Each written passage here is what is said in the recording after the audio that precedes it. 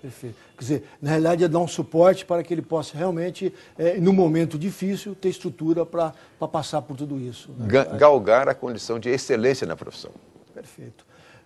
Meus amigos, eu gostaria de falar para vocês um pouco da SERC. A SERC foi criada em 1998 com o objetivo de agrupar as empresas do setor, dando força de representação, transparência e credibilidade junto ao mercado. A SERC, a Associação Nacional das Empresas de Recuperação de Crédito, veio preencher uma lacuna que existia, ou seja, uma entidade representativa para o setor, trazendo a confiabilidade para as empresas de recuperação de crédito.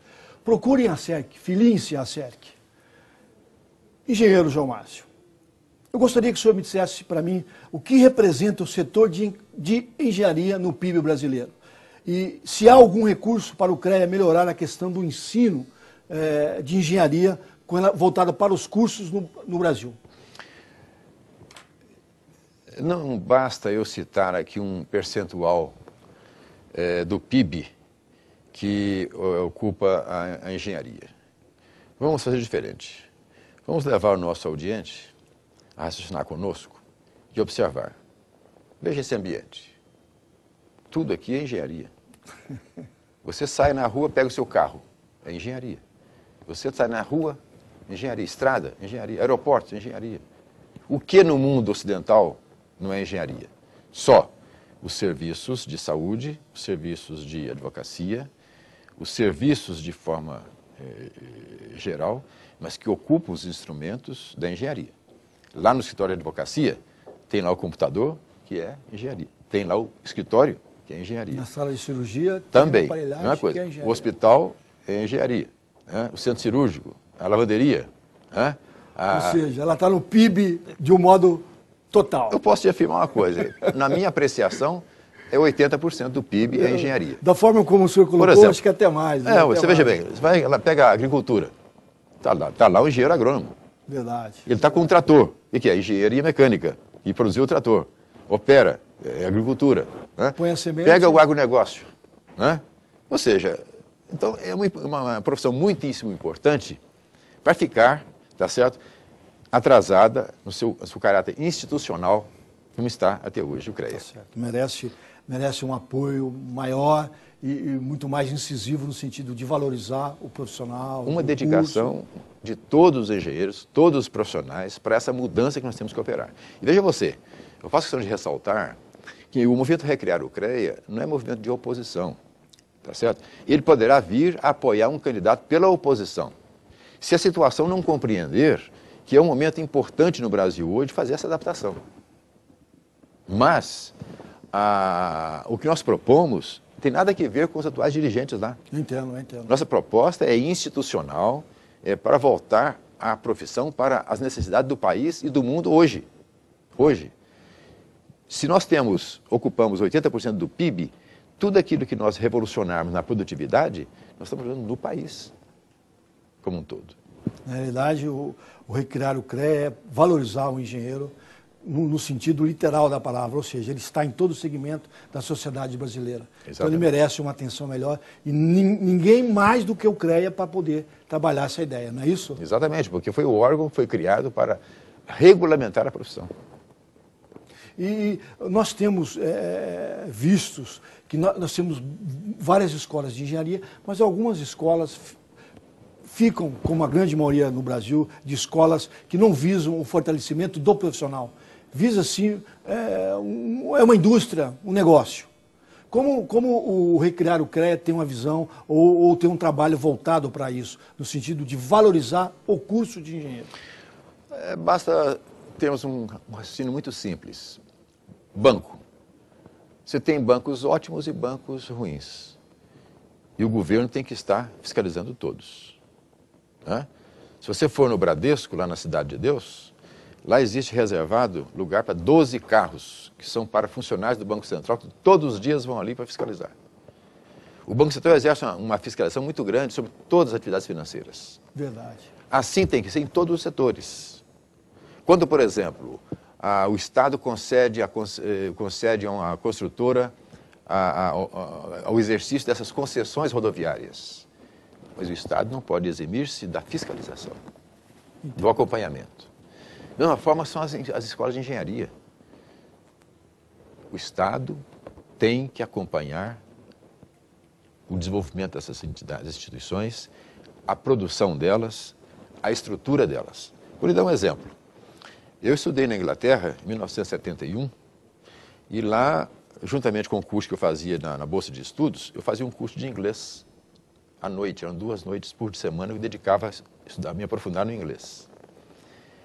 Cada 15 dias entrava um senhor, sempre diferente, um senhor assentava junto conosco como alunos e ficava observando a qualidade do ensino ministrado pelo professor.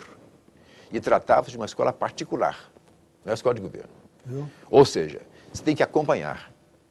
Tudo na vida você tem que acompanhar, fiscalizar, verificar, comprovar. Por quê? Porque se foi dada a concessão para abrir uma escola de engenharia, não basta dar a concessão. É preciso verificar se eles fazem jus àquela concessão dada. Engenheiro, ao longo do nosso bate-papo, eu já percebi algumas diferenças do movimento com relação ao grupo dirigente hoje do CREA. Mas eu gostaria que o senhor pudesse trazer ainda algumas outras diferenças entre o Recriar e o grupo dirigente do CREA hoje. Olha, basicamente, você há de compreender o seguinte, que as pessoas que ocupam os cargos, normalmente eles foram eleitos naquela filosofia e se acomodaram também àquela filosofia. Então, por mais que hoje os profissionais estejam descontentes, eles nem sempre conseguem ser sensíveis a essa manifestação. Então, o que nos distingue hoje, basicamente, é que nós estamos ouvindo as pessoas. Nos chegam as informações. Nós estamos, de certa forma, representando essa insatisfação. Por quê? Porque é uma insatisfação que cala fundo no cenário nacional. Nós constatamos hoje profissionais não habilitados, nós constatamos hoje que os governos não estão respondendo às necessidades do país na construção da infraestrutura. Ora, então os engenheiros precisam agir. Isso é interesse deles. Na medida que nós formos reconstruir a infraestrutura do país, nós estamos criando ocupação para os engenheiros, para os profissionais. Então é isso que nós entendemos que nos distingue deles. Eles estão acomodados numa situação na qual foram eleitos. E não, no cargo, não exerceram uma mudança que é a que nós propomos agora. Perfeito. E, volto a reafirmar, essa mudança proposta por nós não necessariamente será exercida por nós, executada por nós. Entendo. Se nós encontrarmos pessoas habilitadas, nós, com todo prazer, nós vamos juntar a eles e dar a eles a proposta que nós temos. E eu pergunto para o senhor, quais as ações do movimento tem feito ou pretende fazer para desenvolver e obter êxito com esse projeto? Olha, basicamente nós estávamos conversando, porque política, e isso aí não é um trabalho político, política é conversar, é ouvir, né? É transmitir ideias, é discutir, debater. Nenhuma tese caminha quando você não a expõe para ser criticada e você possa defendê-la. Né? Daí, como disse o grande orador Cícero, né? Da discussão nasce a luz. Não é isso? É isso mesmo, da discussão nasce a luz.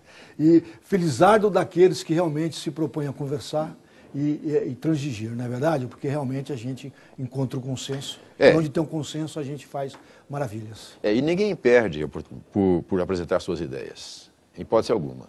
Muitas vezes a ideia não é aceita num certo instante, mas para o futuro ela está projetada. Verdade. Assim disse o pensador francês Victor Hugo, né, que você conhece muito bem, ele disse que nenhuma força nada é tão forte quanto uma ideia quando é chegada a sua hora. Entendo, é verdade. Entendo. E ele presenciou algumas mudanças no seu tempo, não é verdade? Revolucionou o mundo. O mundo, transformadora. Mas, engenheiro Geomásio, eu gostaria de perguntar ao senhor, mas antes de perguntar, eu gostaria de dizer aonde eu cheguei nessa pergunta. Eu tenho um filho, ele é engenheiro elétrico pela FEI, e nos reunimos com os amigos dele e senti que fiz uma sondagem para saber o que eles pensam, como eles interagem.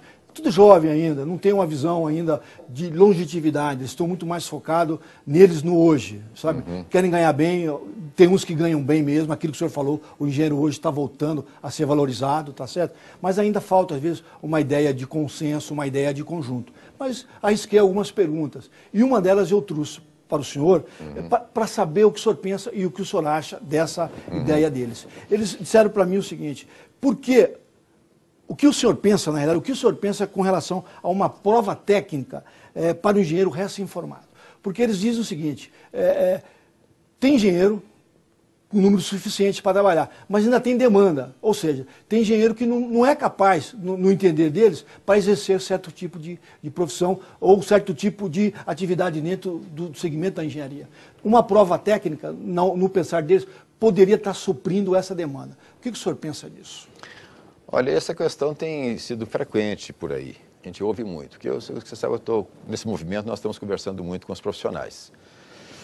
Essa questão é comum a estar sendo levantada. No entanto, é preciso um pouco de cuidado com essa questão. Porque lá na ordem, na OAB, eles fazem o exame de ordem e reprovam 92% dos candidatos. Isso quer dizer o seguinte, que só aqueles que têm a carteira da ordem é que podem, então, exercer a profissão. Ora, se na engenharia isso acontecer, significa que 92% dos engenheiros não podem ter emprego. Veja, isso aí é um problema que ainda não está adequadamente pensado por a quem ocorre essa ideia. Entendo. Antes disso, é importante o que falei anteriormente agora.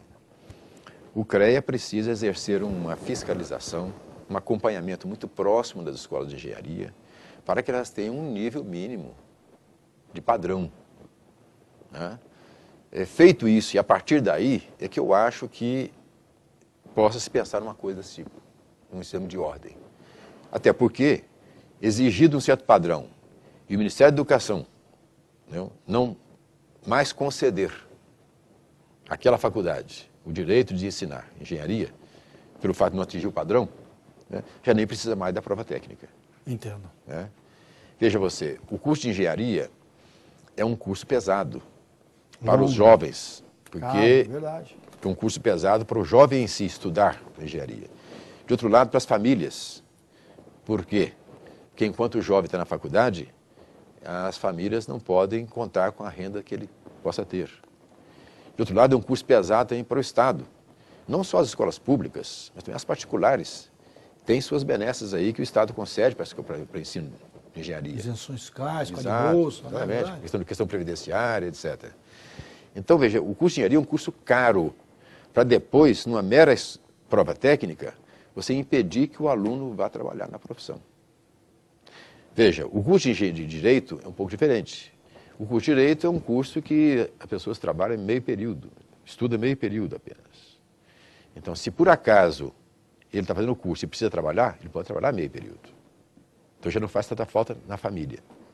Segundo lugar, ele com curso de engenharia, que não passou na ordem, ele já tem uma experiência de trabalho na fase estudantil, permite ele continuar por ali. Ou vai para a carreira bancária, ou vai para alguma coisa, etc. Um outro viés, né? Então essa questão do exame de ordem não é tão simples para ser resolvida. Ela vai requerer um estudo mais aprofundado, meditar sobre o assunto e, antes de mais nada, ir na fonte. Qual é a causa do engenheiro mal preparado? Porque o engenheiro, como eu disse já anteriormente para você, é a formação profissional na faculdade, mas o complemento da formação dele é na empresa. Verdade. Ora, se com a prova técnica impedir que ele tenha emprego, nós estamos impedindo que ele tenha a segunda fase de formação. Tá certo. Engenheiro João Márcio, como eu disse para o senhor no começo, o nosso tempo passa e a gente nem percebe. Chegamos ao fim do nosso programa. Mais uma vez, meu muito obrigado. Chegamos ao término de mais um programa Negócios, Dívidas e Cidadania. Amigos, lembro a vocês, esse programa e os anteriores podem ser vistos no nosso site www.acerc.org.br. Até o próximo programa. Meu muito obrigado. Um forte abraço a todos vocês.